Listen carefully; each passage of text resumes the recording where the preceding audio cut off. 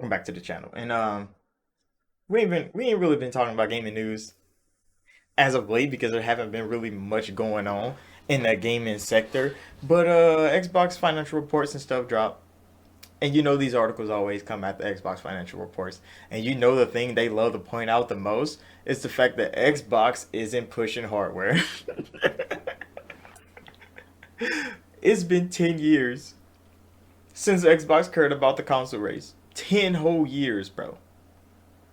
And game journalists still are pushing this narrative that Xbox is struggling to sell consoles.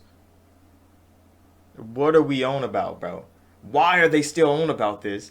Xbox hasn't cared about console in 10 years, nigga.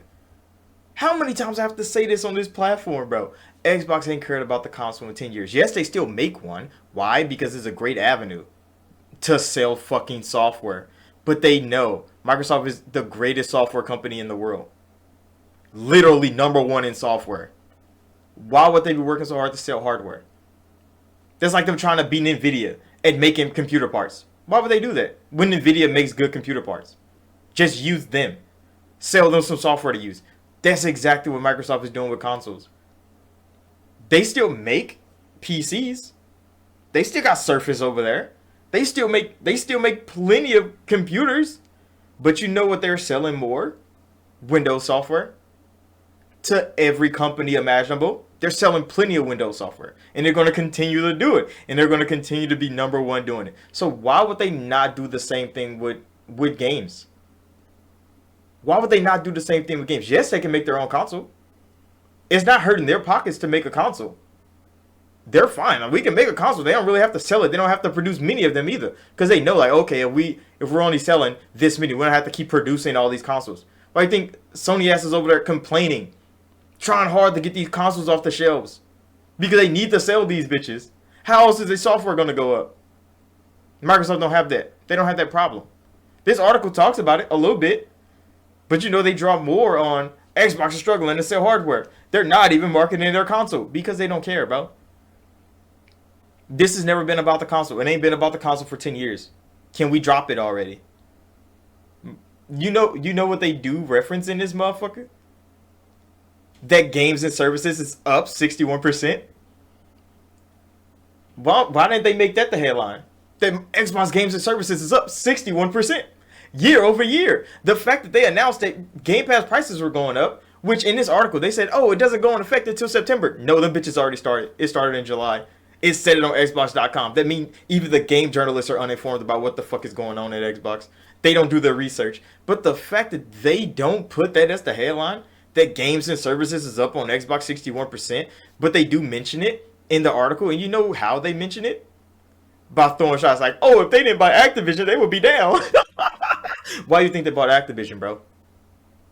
Why the fuck do you think they bought them? Because they're pushing software. They pushing software on fucking on phones.